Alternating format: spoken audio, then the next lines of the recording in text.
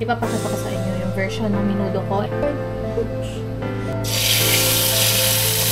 Saan na bang pagluluto to? Lahat na lang wala. Para humalo na yung lasa niya dyan. Ito, mataba. Wait lang.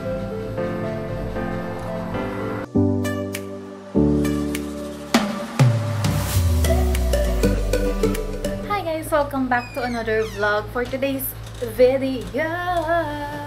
Hi guys! Welcome back to another vlog in my kitchen, and for today ang lulutuin ko is menudo. So as usual is ipapakita ko sa inyo yung version ng menudo ko. And before we start, I know maraming versions ng menudo. Yes, opo.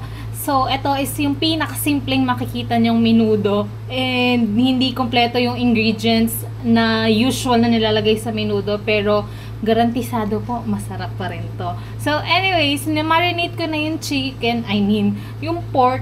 Ito, nabili ko kahapon, menudo cut na siya. So, hindi ko na siya hiniwa kasi ready na siya. Ganun kabilis. So, nilagyan ko na yan ng vinegar kasi wala po akong kalamansi. Nakalimutan namin bumili ng kalamansi. So, may vinegar yan and coco aminos. Yun yung ginagamit naming soy sauce. Pero, syempre, pwede kayong gumamit ng soy sauce dyan. Tapos, yung mga veggies natin dito. And, ayun, let's start! So, ito yung mga ingredients. Ito yung menudo, pork menudo cut na nabili ko. Na-marinate ko na yan with coco aminos or soy sauce. Yun yung pwede nyong gamitin din. And then, vinegar dahil wala po kaming kalamansi. Pork liver, bell pepper, carrots, onion, and garlic. Sinabi ko kanina, wala akong hotdog. Hindi na ako gagamit. And, ano pa ba? Potatoes, hindi na rin kasi hindi kami masyadong kumakain noon. So, hindi ko na lang din ilalagay.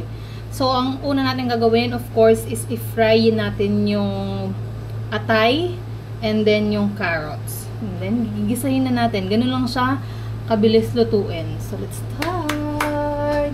Oops.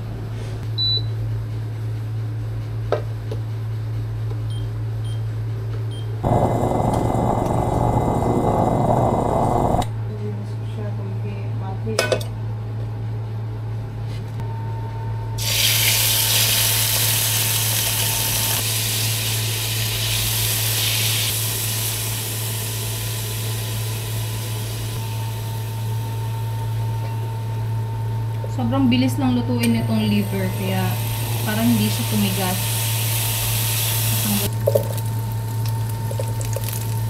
Alam niyo ba, sa Pampanga, hindi ganito yung way ng luto ng menudo.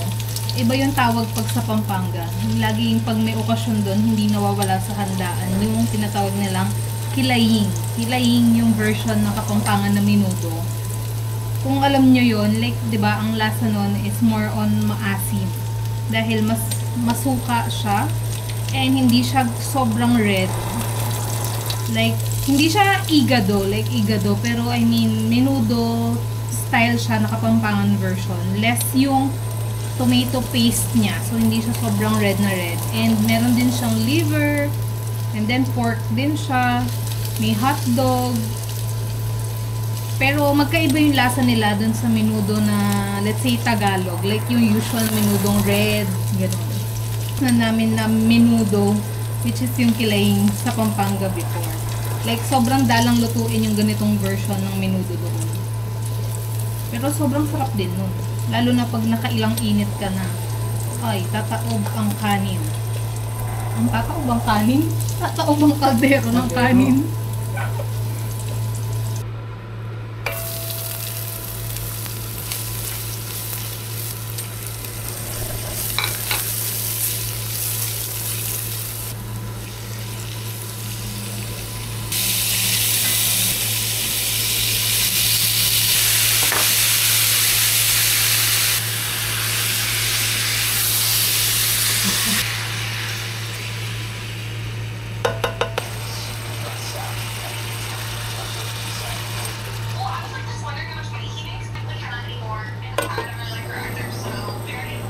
So, medyo kumukulo na siya and lalagyan ko siya ngayon ng tubig para mas hindi siya maiga habang pinapalambot natin siya.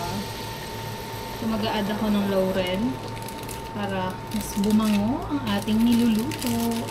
Salt. and pepper. Ito na, wala pala akong tomato paste. Ano bang pagluluto to? Lahat na lang wala. So, Filipino style tomato sauce na lang gagamitin na consoy. Pero po, pwede naman kung gusto niyo. Pero usually talaga, tomato paste yung ginagamit ko. Kasi yun yung mas maganda pag yung naglo-low carb ka, gano'n. Mas konti yung mga kung ano-anong ingredients na nakalagay doon. Share ko lang, baka lang interesado kayo. Pero since meron na tayo nito, wala tayo ng tomato paste, ano gagawin? Kaka-grocery lang namin yan. Ilalagay ko na din yung bell pepper para humalo na yung lasa niya dyan. Ang tatakpan lang ulit natin siya para lumambot and then balikan natin maya-maya.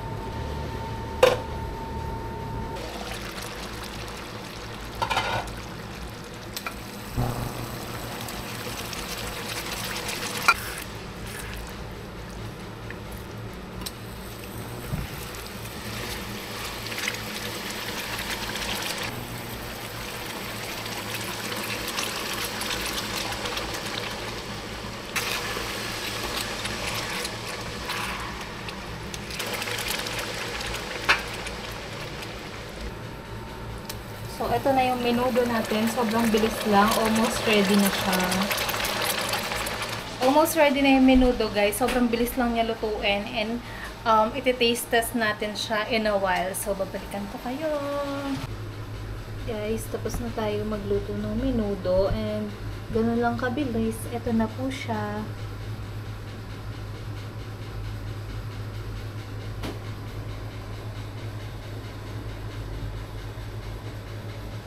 Titikman natin. Pero syempre, luto ko to. Sasabihin ko, masarap. So, mag-invite tayo ng titikim.